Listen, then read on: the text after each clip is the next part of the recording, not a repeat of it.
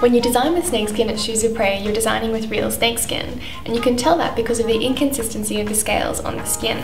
So for example, you can see here, there are the smaller scales running down the middle of the skin in this particular example, and that would be the side of the snake. And then along the edges here you can see where there would be longer scales, and that makes up the belly of the snake too. Now, our technicians do take some artistic liberty with your designs to decide which part of the shoe should have the belly part of the snake and which part of the shoe should have those smaller scales. So a great example of that are these pointy toe shoes. So you can see here that there's been the belly used through the front of the shoe, and also up the side, the outside of the shoe and the inside of the shoe as well. So, and that's come up quite nicely, particularly when this is already quite a detailed kind of snakeskin with all the different colours that are happening there. Another example of this is this pair of ballet flats here. And these are a great combination of colours, and I think they've been very cleverly put together. So as you can see, all through the front here, it's been the sides of the snake that have been used in all those smaller scales. Similarly, coming up the side here, all smaller. And then on the back of the heels is where the belly has been used, where you get those longer pieces of scale happening there.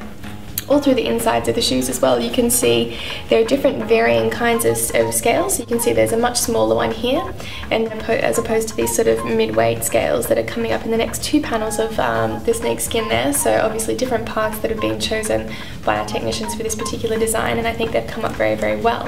Now, another example of our snake skin, the purple and black has been really popular, which is probably no surprise given the runways over the last autumn-winter season.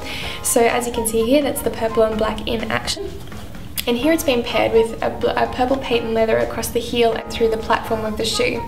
Now, with respect to snakeskin, it can be a little bit fragile. It is hard wearing, but when you are designing, it's a good consideration to put something that's really tough onto the heels of your shoes. And so that's why the patent leather in this instance is also a very practical thing to consider when designing these shoes.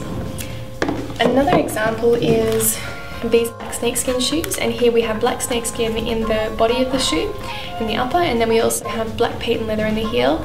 And as I said in the previous pair of shoes, a really good idea when it comes to durability.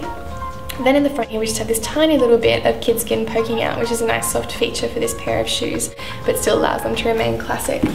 Last but not least, I just wanted to show you a very contemporary pair of ankle boots, which are these ones here.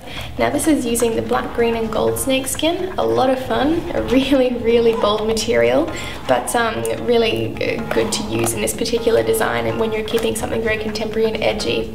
We've also then toned it back a little bit by making the buckles here and all the features out of black patent leather.